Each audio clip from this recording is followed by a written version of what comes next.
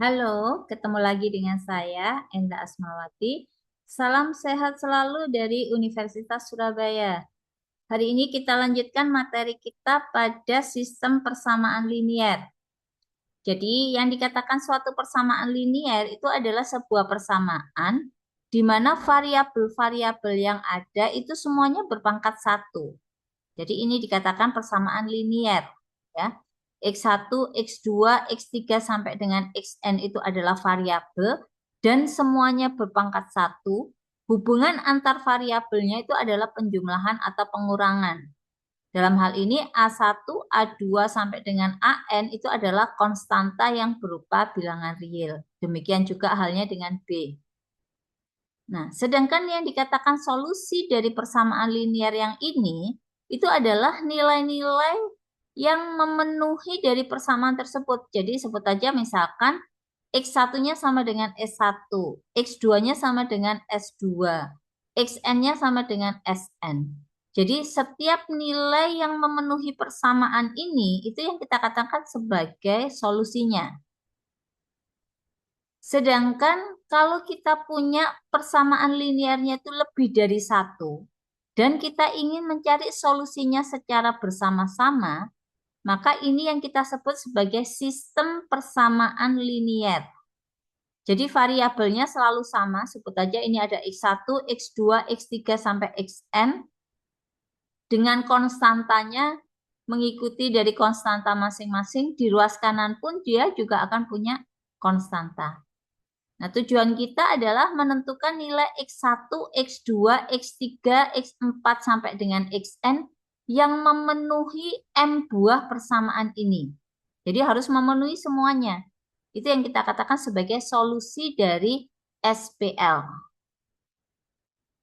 Secara garis besar, solusi SPL itu ada tiga. Jadi dia tepat hanya punya satu penyelesaian. Kalau punya satu penyelesaian, punya penyelesaian kita katakan sebagai SPL yang konsisten. Atau penyelesaiannya ada tapi ada banyak solusi. Ini juga kita sebut sebagai SPL yang konsisten.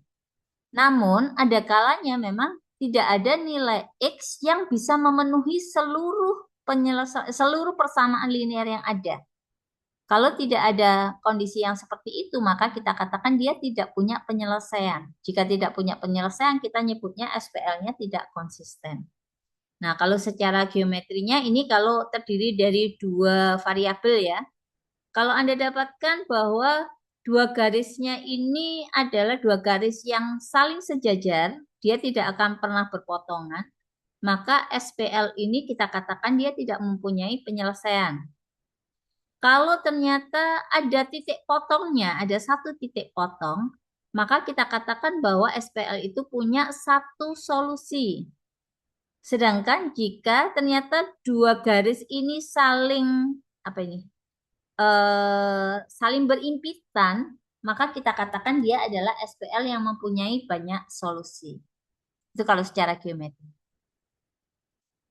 Nah, di sini nanti saat kita mau menyelesaikan sistem persamaan linier, kita bawa ke dalam bentuk matrik. Jadi SPL ini kita susun dalam perkalian matrik.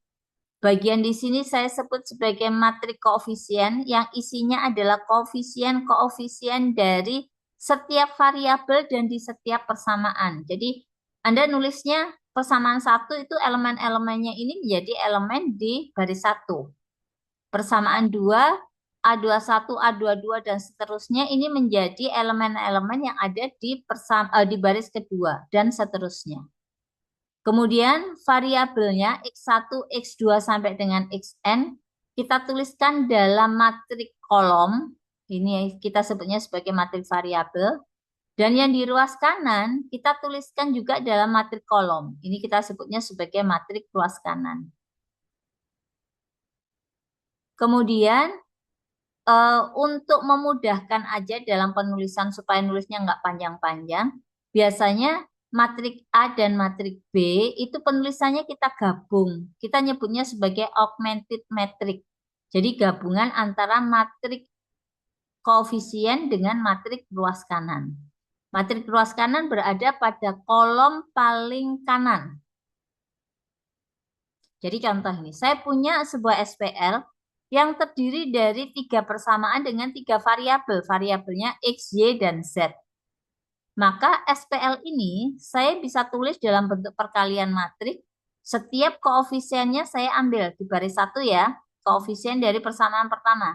Jadi saya punya 1, 1, 2. Baris 2 ini elemen-elemennya, koefisien-koefisiennya kita masukkan pada elemen di baris kedua. Jadi 2, 4, negatif 3. 3, 6, negatif 5. Anda nuliskannya urutan ya. Kemudian variabelnya juga kita tidak boleh bolak-balik. Kalau sudah nulisnya seperti ini, berarti yang pertama X, Y, dan Z ditulis dalam bentuk matriks kolom. Dan yang ruas kanannya ini adalah elemennya 9, 1, dan 0. Itu kalau dari SPL, kita tuliskan dalam bentuk perkalian matriks. Dari perkalian matriks, Anda bisa nuliskan dalam bentuk augmented matrix, yaitu hanya tinggal menggabungkan dari matriks A dengan matriks B. Digabungkan. Ini garis garis pemisahnya itu boleh ditulis, boleh enggak ya. Pokoknya kalau kita bicara augmented matrix, yang bagian ruas kanan ini adalah elemen-elemen di matriks B. Anda boleh tuliskan garis putus-putus ini, boleh juga enggak. Nantinya yang akan kita pelajari kali ini itu adalah menentukan solusi dari persamaan linear itu dengan menggunakan eliminasi. Ya, nanti kita buat itu di mana eliminasi yang kita gunakan menggunakan aturan yang disebut dengan OBE, operasi baris elementer. Dua buah matriks kita katakan ekivalen, ditulisnya seperti ini, A tilde B gitu ya, garis gini ini. Ini artinya adalah matriks A dan matriks B itu secara bentuknya dia akan berbeda, angka-angkanya berbeda. Tapi dengan adanya suatu operasi baris elementer, maka hasilnya itu akan sama. Ya, karena hasil akhirnya itu sama, maka kita sebutnya dua buah matriks itu saling ekivalen. Ada 3 operasi baris elementer. Yang pertama, Anda bisa mengalihkan sebuah baris dengan sebuah konstanta yang tidak sama dengan 0. Jadi satu baris itu Anda boleh kalikan dengan sebuah bilangan berapapun, tapi tidak boleh 0. Jadi contoh kayak gini ya. Baris 2 mau saya kalikan 3. Jadi nulisnya 3 baris 2.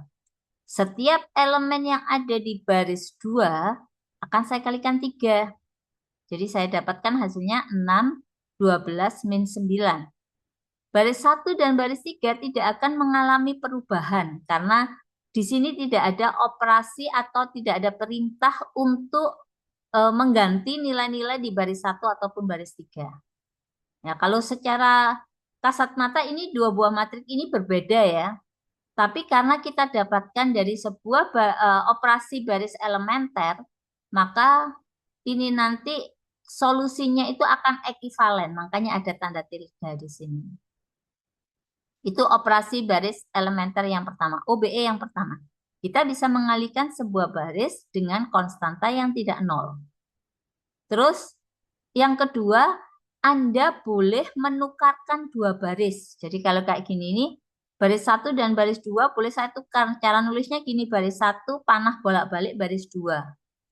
Jadi yang awalnya baris 1, elemen baris 1, maka di sini akan menjadi elemen-elemen di baris 2. Yang awalnya elemen di baris 2, maka ini akan menjadi elemen-elemen di baris pertama. Ya, ini OBE yang kedua. Anda boleh menukarkan dua buah baris.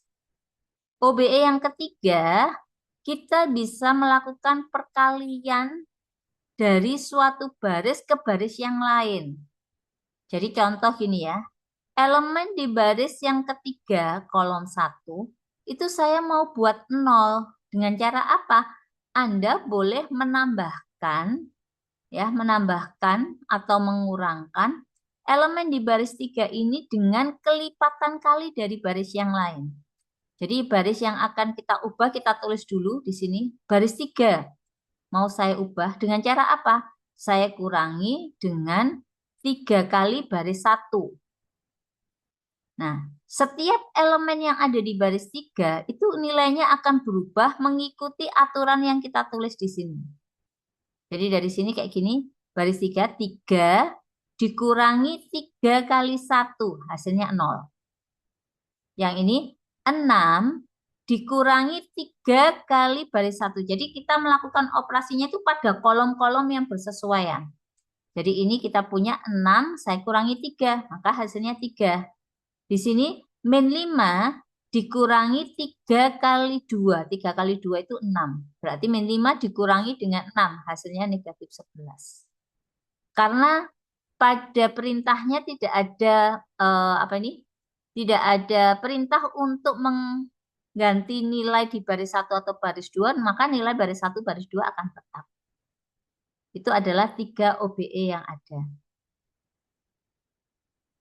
Nah, nanti dengan eliminasi yang ada itu, tujuan kita itu adalah membuat matrik-matrik yang kita punya di awal itu berbentuk matrik eselon baris atau matrik eselon baris tereduksi. Apa itu yang dikatakan dengan matrik eselon baris?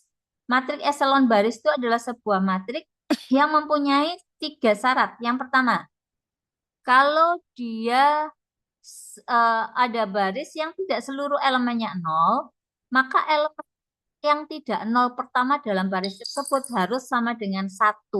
Angka 1 ini kita sebut sebagai 1 utama. Jadi kalau dalam satu baris ini ada ini pertama 0, 0, 0, tapi ternyata lainnya ada yang nggak 0. Gitu. Maka elemen yang tidak 0 pertama ini harus sama dengan 1. Itu syarat yang pertama. Syarat yang kedua, kalau ada baris yang seluruh elemennya 0, maka Anda harus kelompokkan dia pada bagian yang di bawah. Jadi kalau ada 0, 0 itu taruh bawah semua. Terus yang ketiga, jika dua baris yang berurutan tidak seluruhnya terdiri dari 0, angka 1 utama pada baris yang lebih bawah terletak di sebelah kanan dari angka 1 utama dari baris yang lebih atas. Atau gampangannya ini, posisi 1 utama semakin ke bawah harus semakin ke kanan. Jadi contoh kalau kayak gini ya. Ini kan 1 utama ada di kolom kedua di baris pertama itu. Di baris kedua, 1 utama ada di kolom 1. Jadi kalau kita lihat posisi 1 utama yang ada di sini, 1 utama ini dengan yang di baris 2, semakin ke bawah, posisi utama ini ternyata semakin ke kiri. Nah, ini tidak memenuhi syarat yang ketiga. Terus supaya memenuhi bagaimana? Anda bisa gunakan OBE dengan cara menukar baris 1 dan baris kedua. Sehingga dengan sini baris 1 dan baris 2 saya dapatkan semakin ke bawah posisi 1 utama, letaknya semakin ke kanan.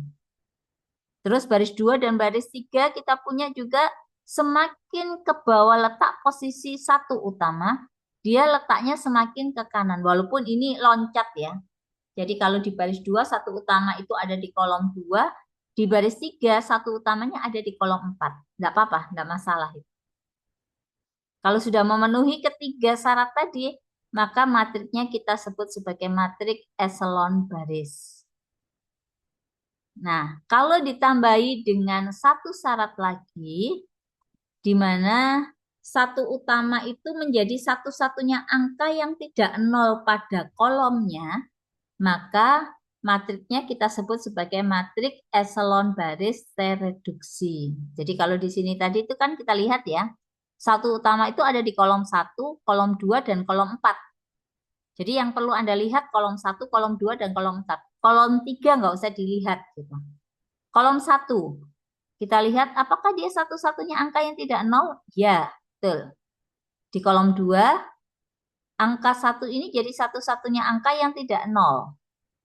Di kolom 4, ternyata angka 1 ini tidak menjadi satu-satunya angka yang tidak 0. Jadi kondisi ini kita belum bisa menyebutnya sebagai MEBT. Kita nyebutnya sebagai MEB. Nah, kalau elemen baris 1 kolom 4 dan elemen baris 2 kolom 4 itu kita nolkan ya dengan cara OBE, maka ini dapatnya seperti ini. Maka matrik ini akan kita sebut sebagai matrik eselon baris tereduksi. Ya, jadi ini sudah jadi matrik MEBT. Itu yang dikatakan dengan MEB dan MEB. Contoh, matrik ini apa? MEB atau MEBT? Kita lihat satu utamanya ada di sini. Ini ya, satu utama. Dan juga di baris 2 ini satu utama. Terus kita cek, apakah dia satu-satunya angka yang tidak nol pada kolomnya? Ya, yang baris 1 ada di kolom 1, dia sudah jadi satu-satunya angka yang tidak nol. Terus baris 2 satu utama ada di kolom 2, tapi ternyata ini ada angka lain yang tidak nol. Sehingga kita nggak bisa sebut itu sebagai MEBT. Kalau yang ini kita nyebutnya sebagai MEB. Gitu. Ya, karena di baris 1 kolom 2 itu nilainya tidak nol. Jadi kita nggak bisa nyebut ini sebagai MEBT. Nyebutnya hanya sebagai MEB. Kemudian yang B, MEB atau MEBT. Kita lihat satu utamanya ya. Baris 1 kolom 1. Di kolom 1 satu-satunya angka. Baris 2 terletak pada kolom 2. Dia juga satu-satunya angka yang tidak nol. Baris 3, satu utama ada di kolom 3. Di kolom 3 dia juga jadi satu-satunya angka yang tidak nol. Maka yang B itu kita sebut sebagai MEBT. Karena memenuhi semua syarat dari MEBT. Terus lanjut, yang C. Apa ini? Oh, ini sudah pasti ya.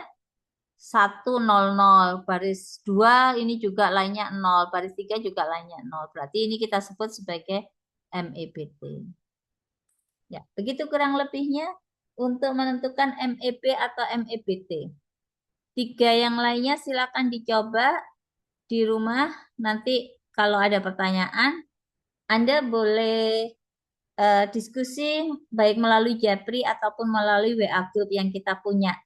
Jadi bisa sama-sama belajar. Baik, sampai di sini dulu untuk materi hari ini. Kita ketemu lagi pada materi berikutnya. Salam.